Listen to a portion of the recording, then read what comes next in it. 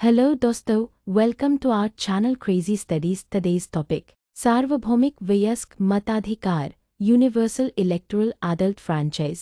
सार्वभौमिक वयस्क मताधिकार का अर्थ है कि देश के हर नागरिक को, जो एक निश्चित आयु पूरी कर चुका है, बिना किसी भेदभाव के वोट देने का अधिकार है। भारत में यह आयु 18 वर्ष है। इसका मतलब है कि 18 साल या उससे अधिक उम्र का हर भारतीय नागरिक, चाहे वह अमीर हो या गरीब, पढ़ा लिखा हो या अनपढ़, पुरुष हो या महिला, सभी को मतदान का समान अधिकार है। इसका महत्व: स्वतंत्रता से पहले भारत में सभी को वोट देने का अधिकार नहीं था। अंग्रेजों के समय केवल अमीर, शिक्षित या जमीन के मालिक लोग ही वोट दे सकते थे, लेकिन 1950 में संविधान लागू होने के बाद भारत ने सभी वयस्क नागरिकों को मताधिकार दे दिया। यह उस समय दुनिया के सबसे बड़े लोकतांत्रिक फैसलों में से एक था। क्यों जरूरी है? समानता का सिद्धांत: हर नागरिक बराबर है।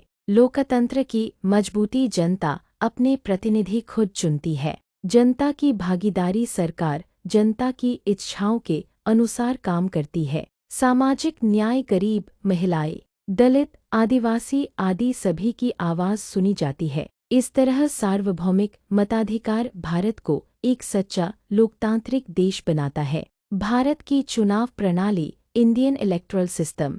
भारत में चुनावों के माध्यम से जनता अपने प्रतिनिधियों को चुनती है। ये प्रतिनिधि संसद, विधानसभाओं और स्थानीय निकायों में जाकर जनता की ओर से निर्णय लेते हैं। चुनाव कौन करवाता है? भारत में चुनाव करवाने की जिम्मेदारी निर्वाचन आयोग, इलेक्शन कमीशन ऑफ इंडिया की होती है।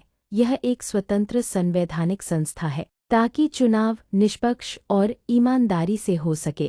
निर्वाचन आयोग के मुख्य कार्य: मतदाता सूची तैयार करना, चुनाव की तिथियां घोषित करना, मतदान की व्यवस्था करना, चुनाव परिणाम घोषित करना, आचार संहिता लागू करना। मतदाता सूची वोटर लिस्ट: जिस व्यक्ति की उम्र 18 वर्ष या उससे अधिक है, वह अपना नाम मतदाता सूची में दर्ज करवा सकता है। बिना नाम के कोई वोट नहीं दे सकता। आजकल मतदाता पहचान पत्र, वोटर आईडी कार्ड का उपयोग किया जाता है। निर्वाचन क्षेत्र कंस्टिट्यूएंसी: भारत को अलग अलग निर्वाचन क्षेत्रों में बांटा गया है। हर क्षेत्र से एक प्रतिनिधि चुना जाता है। लोकसभा के लिए संसदीय क्षेत्र, विधानसभा के लिए विधानसभा क्षेत्र। उम्मीदवार कैंडिडेट्स: चुनाव में खड़े होने वाले लोगों को उम्मीदवार कहते हैं। ये किसी राजनीतिक दल से हो सकते हैं या स्वतंत्र उम्मीदवार भी हो सकते हैं। उम्मीदवारों को नामांकन पत्र भरना पड़ता है और चुनाव प्रचार करना होता है। चुनाव प्रचार, इलेक्शन कैंपेन: चुनाव से पहले उम्मीदवार जनता को अपने विचार और योजनाएं बताते हैं। वे भाषण, रैली, पोस्टर, टीवी, रेडियो और सोशल मीडिया का उपयोग करते हैं। लेकिन प्रचार के दौरान कुछ नियमों का पालन करना जरूरी है, जैसे धर्म या जाति के नाम पर वोट नहीं मांग सकते, रिश्वत नहीं दे सकते, झूठी जानकारी नहीं फैला सकते। मतदान प्रक्रिया, वोटिंग प्रोसेस: मतदान एक निश्चित दिन होता है जिसे मतदान दिवस कहते हैं। मतदान कैसे होता है? मतदाता मतदान केंद्र पर जाता है, पहचान पत्र दिखाता है, उसकी उंगली पर स्याही लगाई जाती है। वह ईवीएम एवं इलेक्ट्रॉनिक वोटिंग मशीन के जरिए वोट देता है।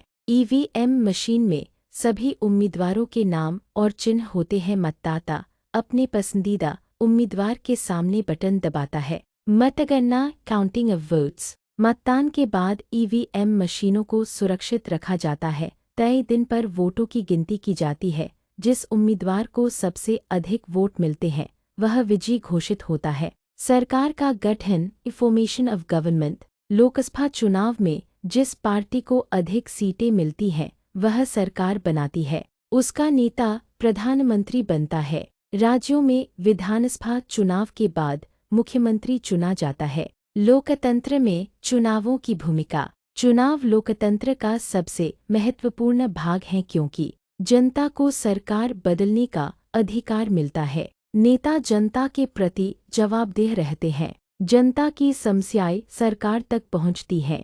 देश में शांति और व्यवस्था बनी रहती है। भारत की चुनाव प्रणाली यह सुनिश्चित करती है कि चुनाव निष्पक्ष, पारदर्शी और स्वतंत्र हों।